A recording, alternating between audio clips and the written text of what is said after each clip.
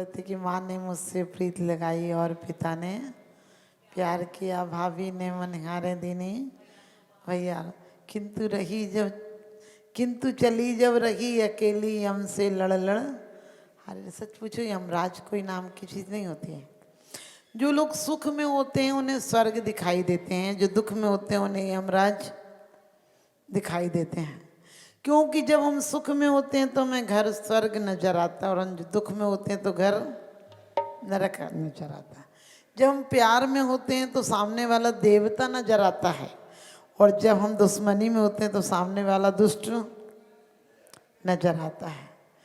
जब हम बहुत आनंद में होते हैं तो हर चीज़ हमारे अनुकूल नजर आती है, आकाश कभी नहीं बदलता है।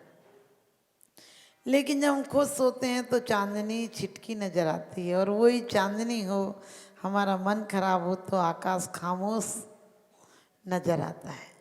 ये हमारी मनोवृत्तियों का नाम है। हम लोग बहुत अच्छी बात पढ़ते हैं, जिसने राग देश कामादिक जीते सब जग जान लिया। जिसने जीते जी जान लिया।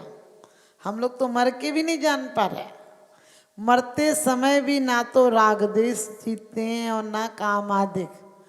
काम वासना लोग कहते हैं बहुत बुरी है, मैं कहती हूँ काम वासना अच्छी भी हो सकती है और बुरी भी हो सकती है। यदि अतिक्रमण कर देती है अपने धाराओं का तो वही हैवानियत पर उतर जाती है, और वही संयमित धारा में बहे तो परिवार और अच्छे समाज राष्ट्र का निर्माण करती है। क्योंकि काम वासना तो कीचड़ है, कमल भी पैदा होता है और मच्छर भी पैदा होता है। कामना दोनों तरह की होती है। एक कामना होती है जैसे तीर्थंकर की माँ, महापुरुषों की माँ होती है कि वो कहती कि आया तो है संसार में लेकिन संसार में मत रह जाना। हम लोग इतने कायर लोग हैं, हम महावीर की जय बोलते हैं ताकि उनकी जय के चक्कर में मेरी जय हो जाए। हम उनसे लेना देना कुछ नहीं होता है। हम बोलते हैं हम राम के भक्त हैं, हम हनुमान के भक्त हैं, और जो जितनी भीड़ इकट्ठी कर ले वो सोचता वही धर्म बड़ा है। सच पूछो, भीड़ तो भेड़ों की होती है, क्योंकि जितने महापुरुष हुए वो भीड़ में नहीं चले। भीड़ से हटकर करोड़ों की भीड़ में एक आध थे कोई जो निकले तो महापुरुष हो गए, क्योंकि उन्होंने अपनी कामना को साधना में परिवर्तित कर दिया। उन्होंने अधोगामी नहीं बनाया, उस साधना को उद्गामी बना दिया। यदि संसार में भी रहे तो लिप्त होकर नहीं रहे। संसार में आपको कोई लिप्त हो कि चक्रवर्ती लिप्त होकर नहीं रहा, उसके पुण्य की उदय से उसे विभूतियाँ मिली थी, लेकिन आसक्ति में नहीं जिया। आज का आदमी जो नहीं मिले उसकी भी आसक्ति है। तो हमें वास्तव में जीवन कैसा जीना है? आसक्ति से। क्योंकि कहा है 12 आवृत्ति का मतलब क्या है? 5 इंद्रिय और मन को बस में नहीं करना, 6 हो गई। 5 इंद्रिय और मन और 5 स्थावर और रिक्तरस जीवों की रक्षा का भाव नहीं होना, ये 12 आवृत्ति हैं। और आवृत्ति यदि है तो इष्टोपदेश में आचार्य क्या कहते हैं कि व्रत पूर्वक स्वर्ग जाना श्रेष्ठ है, लेकिन आवृत्ति होकर नरक जाना श्रेष्ठ नहीं है।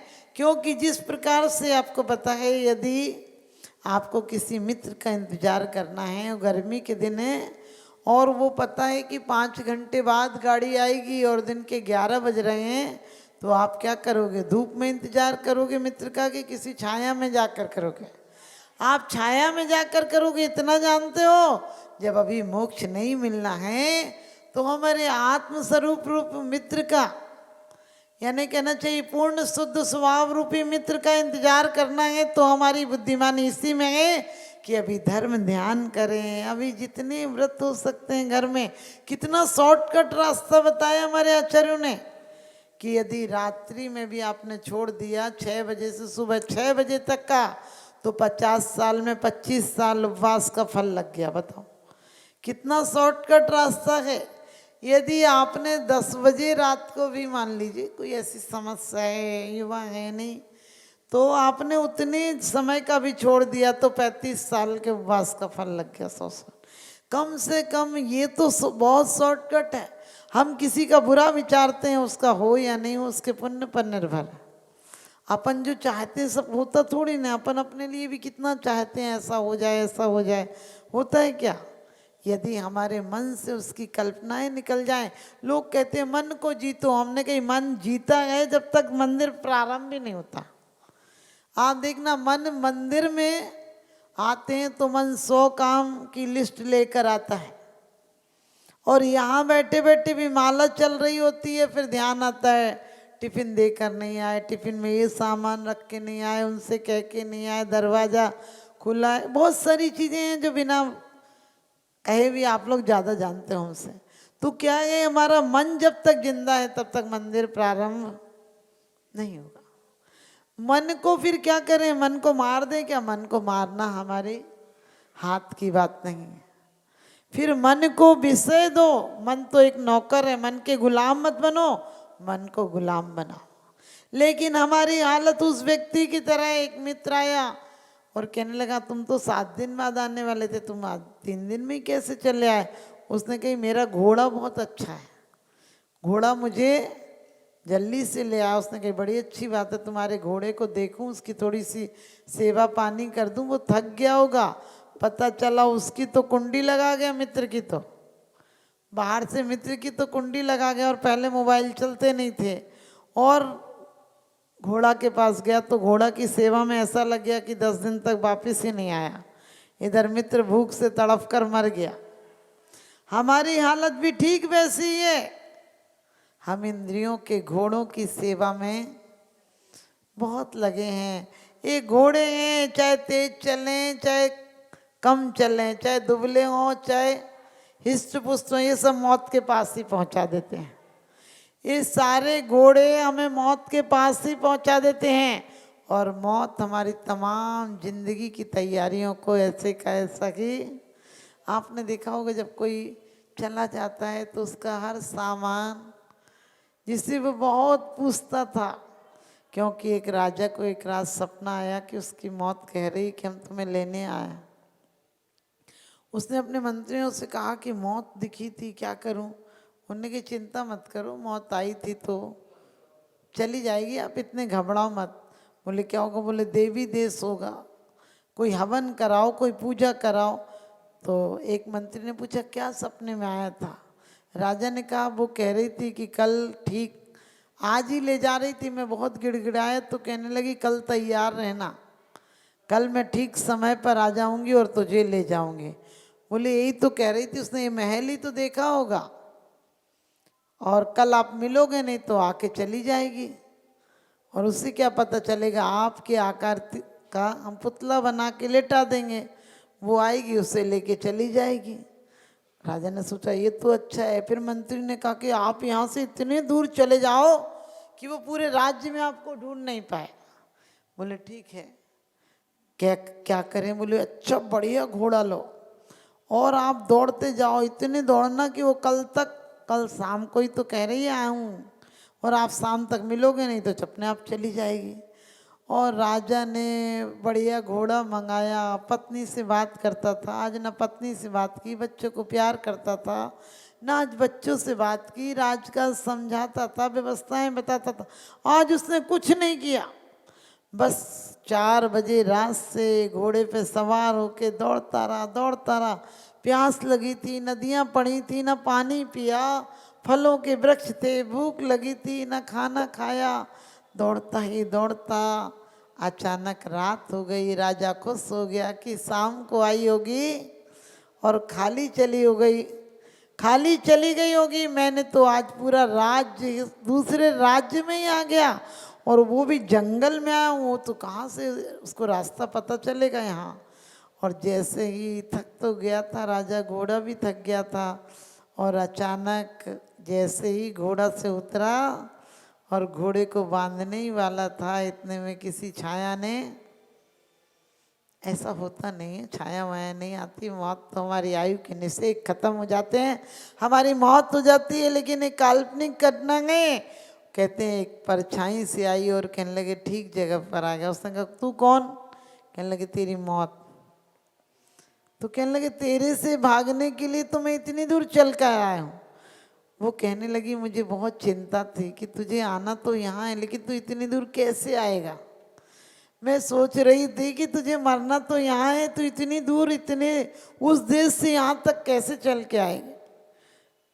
तो राजा कहने लगा अरे मैं तुमसे बचने के लिए तो इतना बढ़िया घोड़ा लेकर आया। मौत ने कहा चाहे बढ़िया हो चाहे घटिया हो, घोड़ा अपनी जगह पहुंचा ही देते हैं। धन्यवाद तेरे घोड़े को इतनी दूर और सही समय पर पहुंचा दिया। हमारी जिंदगी के घोड़े भी, हमारी इंद्रियों के घोड़े भी, चाहे कामना करो, चाहे देखने का शौक हो, चाहे खाने का शौक हो, चाहे पूजन का शौक हो, ध्यान रखना जो पूजन हमारी आज होती है वो द्रव्य से भले ही कुछ पुण्य लाभ करा दे, पूजन तो वो होना चाहिए जब तल्लीन हो जाए उनके गुणों में।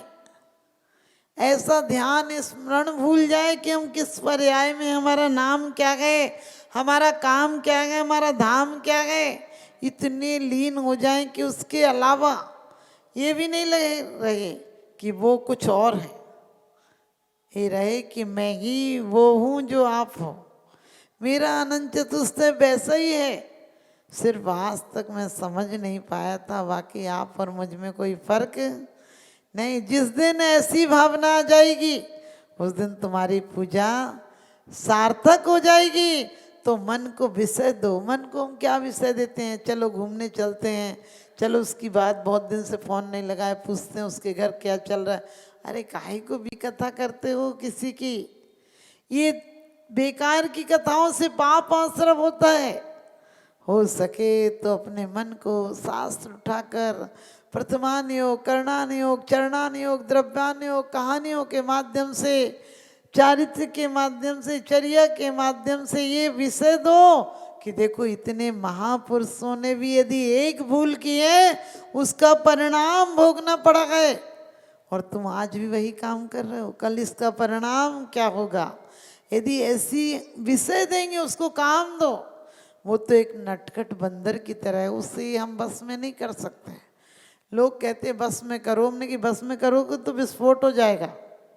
आप बारूद को ज़्यादा इकट्ठा करोगे तो क्या होगा, एक दिन ऐसी फटेगी कि जीवन तमाम कर देगी। ऐसे ही हम क्रोध को यदि थोड़ी बहुत गुस्सा आ गया तो कह दो किसी से, हमें ऐसा अच्छा नहीं लगता, आप ऐसा मत कहा करो, ख़त्म बात।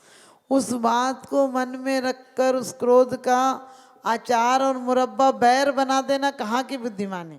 मैं माता जी को बधाई दूंगा कि आपने एक आंवला क्षेत्र में एक गौशाला का जो आपने वहाँ पे संकल्प करवाया है, मैं माता जी को बता दूं कि आज वो गौशाला पिछले 2 महीने से वहाँ पर अब कोई भी गाय की अवसान नहीं हुआ है।